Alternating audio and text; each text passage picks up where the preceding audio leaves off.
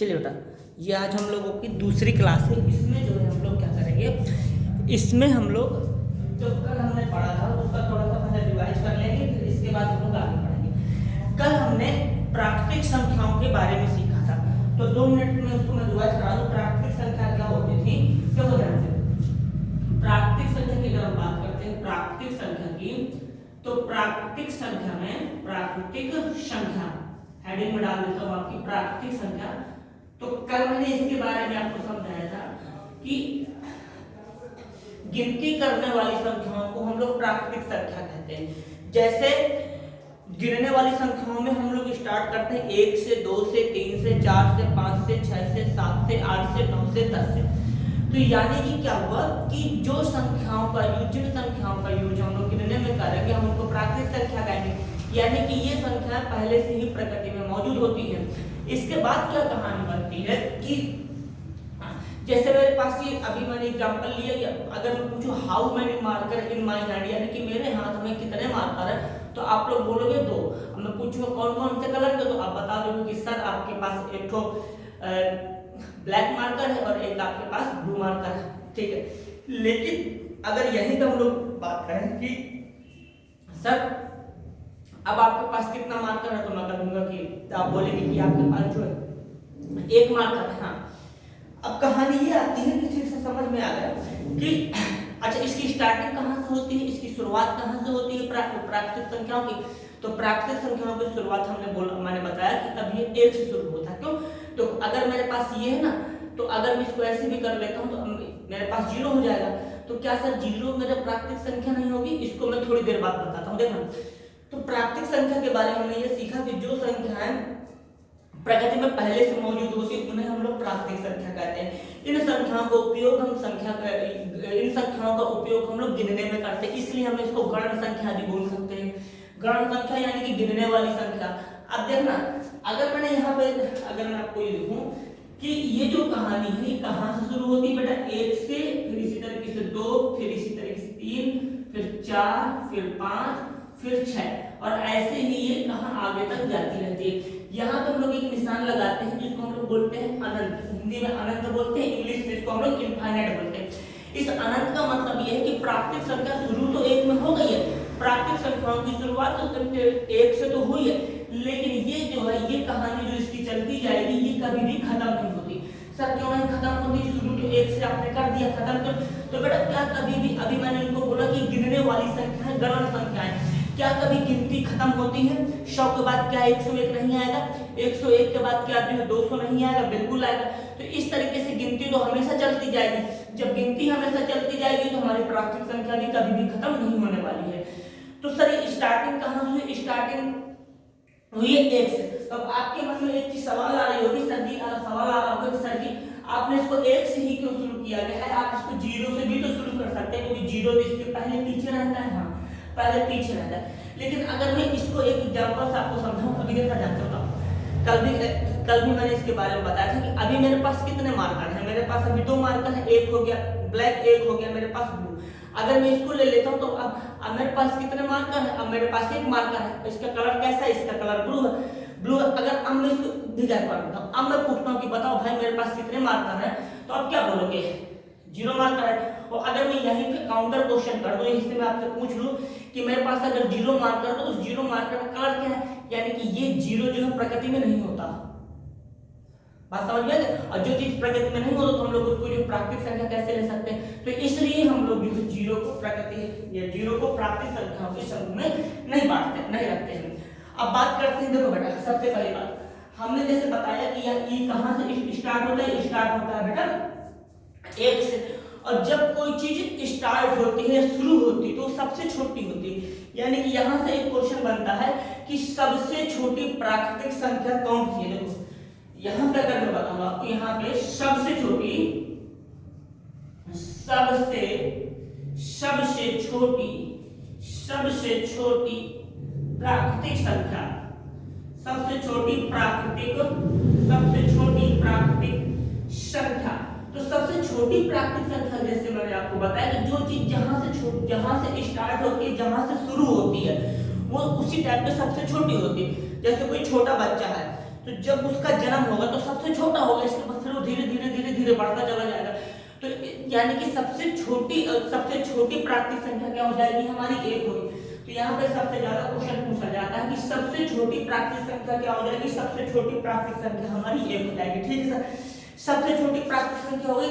तो ये भी तो क्वेश्चन बनता होगा कि हमारी सबसे बड़ी प्राकृतिक संख्या क्या है। हाँ, तो अगर मैं यहाँ पे सबसे बड़ी प्राकृतिक संख्या की बात करूँ तो जो सबसे बड़ी प्राकृतिक संख्या है हमारी, वो यहाँ पे हम कोई भी संख्या को हम लोग बड़ी प्राकृतिक संख्या नहीं बोल सकते। क्यों सर, क्यों नहीं बोल सकते?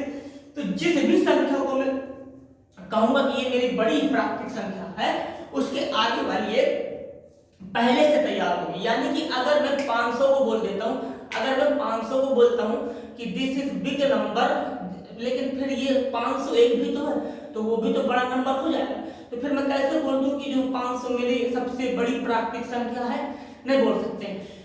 और एक चीज देखिए, तो इस तरीके से हम ये बोल सकते हैं कि we can not find the biggest natural number, English में इसको नेचुरल नंबर भी बोलते हैं। तो यानी कि हम लोग बड़ी प्राकृतिक संख्या को ढूंढ नहीं सकते हैं, हमारे पास कोई भी बड़ी प्राकृतिक संख्या नहीं होती, सबसे बड़ी प्राकृतिक संख्या नहीं होती है। तो यहाँ पे एक बात हम ये भी लिख सकते हैं कि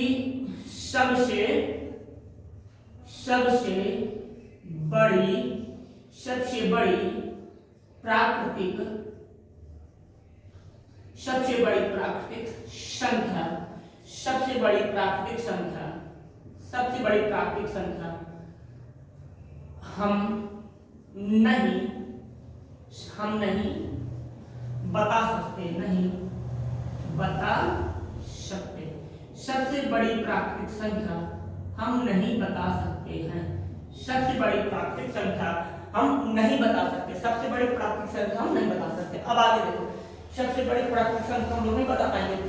अब ये भी तो होता है ना बेटा, देखिए ध्यान से कि यहाँ पे हम लोगों ने छोटी संख्या तो बता दी कि छोटी संख्या हमारी क्या है बेटा, 1 है, और बड़ी संख्या हम लोग तो नहीं बता सकते।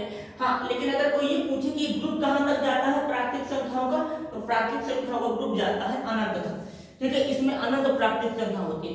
इसी को इंग्लिश में भी हम लोग नेचुरल नंबर मैंने बोला, तो इसकी इंग्लिश में भी डेफिनेशन होती है, उसको भी बता देता हूँ। The collection of all counting number, यानी कि कलेक्शन यानी कि group, the collection of all counting number is called natural number, इसको हम लोग नेचुरल नंबर बोलते हैं। अब इसके बाद अगर हम बात करें तो नेचुरल नंबर यानी कि प्राकृतिक संख्याओं को हम लोग किससे रिप्रेजेंट करते हैं, n से प्रदर्शित करते हैं। तो हम ये भी लिख सकते हैं प्राकृतिक संख्या को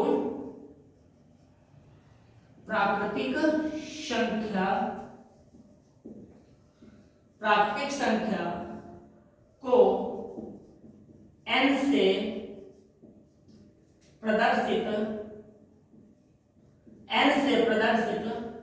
प्रदर्शित करते हैं। ठीक बेटा, n से प्रदर्शित करते हैं, प्राकृतिक संख्याओं को n से प्रदर्शित करते हैं। इतनी बात समझ में आ गई। अब हम लोग बात करते हैं पूर्ण संख्या। पूर्ण संख्या यानी कि इसी को हम लोग बोलते हैं इंग्लिश में होल नंबर।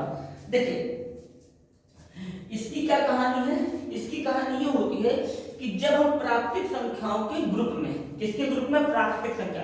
सर प्राकृतिक संख्याओं का ग्रुप क्या होता है, मैंने अभी बताया कि प्राकृतिक संख्याओं का जो ग्रुप होता है वो 1 से स्टार्ट होकर अनंत तक जाता है। 1 से तो स्टार्ट होगा, स्टार्टिंग फ्रॉम हो, यानी कि 1 से तो शुरू होगा और वो जाएगा कहां तक, वो जाएगा अनंत तक। कहां तक जाएगा, अनंत तक जाएगा। देखो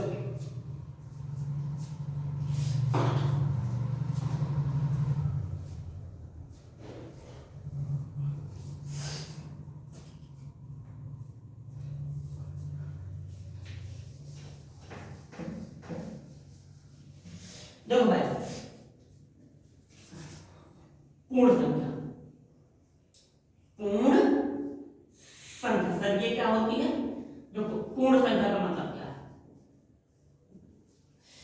तो जब हम प्राकृतिक संख्याओं के समूह में, अभी मैंने प्राकृतिक संख्या पढ़ी, उसका समूह कहां से स्टार्ट होता है, उसका समूह स्टार्ट होता है 1 से। ठीक है, तो प्राकृतिक संख्याओं के समूह में यहां पर मैं लिखता हूं, तो जब प्राकृतिक संख्या के समूह में,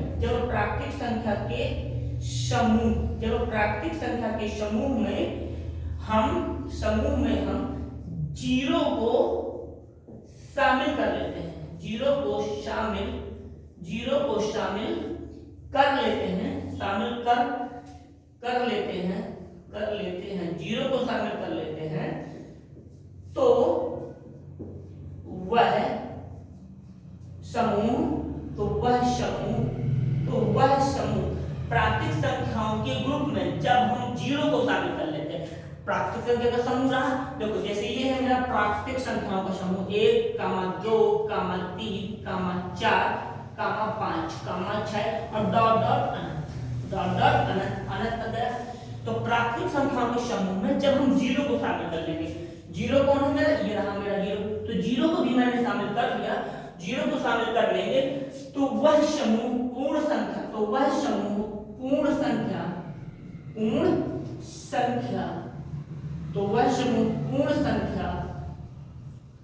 का पूर्ण संख्या का समूह कहलाता है।